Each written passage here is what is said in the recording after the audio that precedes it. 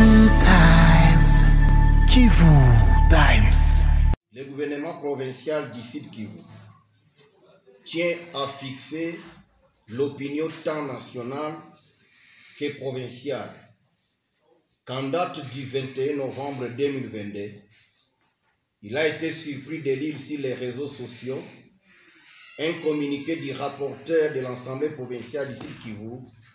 invitant les députés provinciaux à une plénière le jeudi 24 novembre courant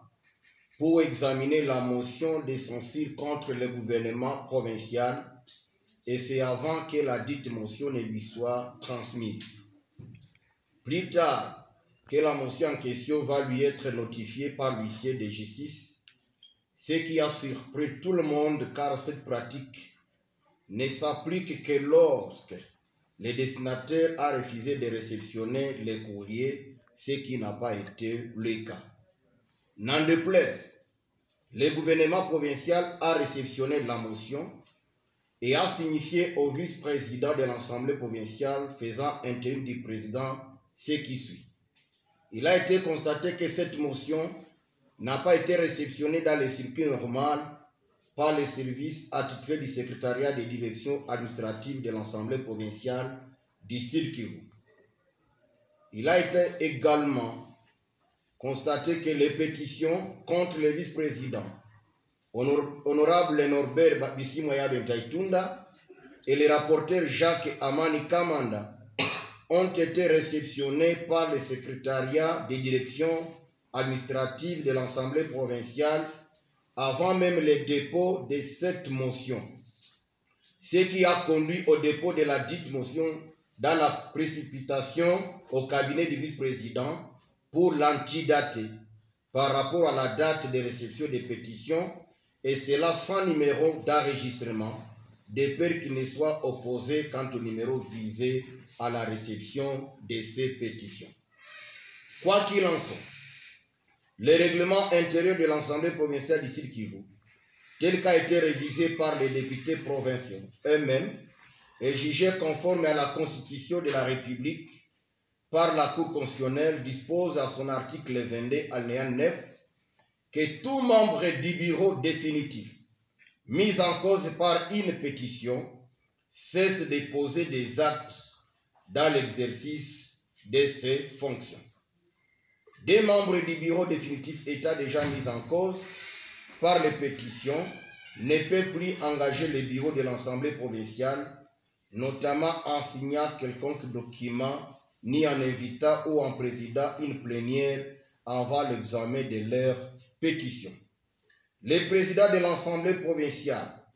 par sa lettre numéro 216, BIR, /ASPRO, /SK,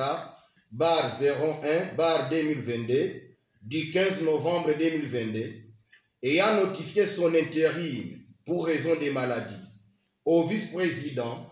ce dernier étant déjà mis en cause avec les rapporteurs directement, on constate que le quorum du bureau n'est pas réuni pour siéger. En ce sens, le gouvernement provincial ne trouve pas l'opportunité de se présenter dans une plénière irrégulièrement convoquée.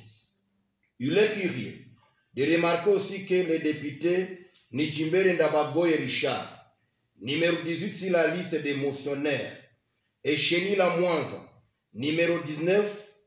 tous deux, en séjour à Kinshasa, ont signé respectivement le 28 octobre 2022 et le 29 octobre 2022 sur une page scannée dénotant fonds et usage des faux, surtout que la signature et les votes par procuration ne sont pas prévus dans le règlement intérieur de l'Assemblée provinciale. Au cours de cette journée du 22 novembre 2022, les députés motionnaires voulant créer le trouble de l'ordre public en province du Sud Kivu viennent de déposer aussi des pétitions contre l'honorable président et la questeur de l'Assemblée provinciale, induisant en erreur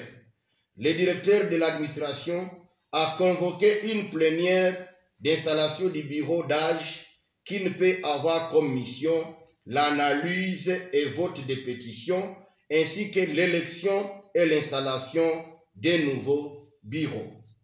Toutes ces agitations et précipitations ne s'expliquent pas étant donné que le président de cet organe délibérant est absent et qu'il analyse le vote des pétitions et l'élection des nouveaux membres du bureau ne se feront pas d'une manière partielle. Il a précisé qu'aucune disposition légale ni réglementaire prévoit que la motion de censure prime sur les pétitions ou d'autres matières. Tel n'est pas le cas de la motion incidentielle qui intervient au cours du débat et suspend d'autres discussions jusqu'à son épuisement. Confère articles 67 et 68 du règlement intérieur de l'Assemblée provinciale du Sud Kivu. Il est en outre regrettable de constater que les honorables députés provinciaux défient l'instruction du président de la République, les appelant à privilégier la paix, la cohésion et la stabilité des institutions provinciales en cette période où notre pays fait face à la guerre d'agression, tel qu'a été relayé par le vice-premier ministre, ministre de l'Intérieur, Sécurité, Décentralisation et Affaires coutumières lors des consultations tenues à Kinshasa et auxquelles avait pris part le gouverneur des provinces et l'honorable président de l'Assemblée provinciale, laquelle instruction a été communiquée aux députés provinciaux par l'honorable président lors de la tenue de la plénière du 15 novembre 2022. De même, le gouverneur l'avait communiqué aux membres du Conseil des ministres provinciaux à la réunion extraordinaire du lundi 14 novembre 2022. Enfin, il est bien connu de tous que certains notables du Sud Kivu, bien identifiés, sont derrière les députés provinciaux signataires de cette motion pour leurs intérêts personnels et égoïstes, en décidant ainsi d'engager ouvertement la guerre contre les gouverneurs de province Tengouabish Kassi et toute la population, étant donné que celui-ci a refusé de se courber devant leur dictat qui ne cesse de bloquer le développement du Sud Kivu et que le gouverneur a adhéré librement dans le parti UDPS, parti cher à son excellence, monsieur le président de la République, chef de l'État. La dite motion est caractérisée par une corruption à ciel ouvert et dont le dossier est fixé à la cour d'appel sous RMP 3167. Je vous remercie.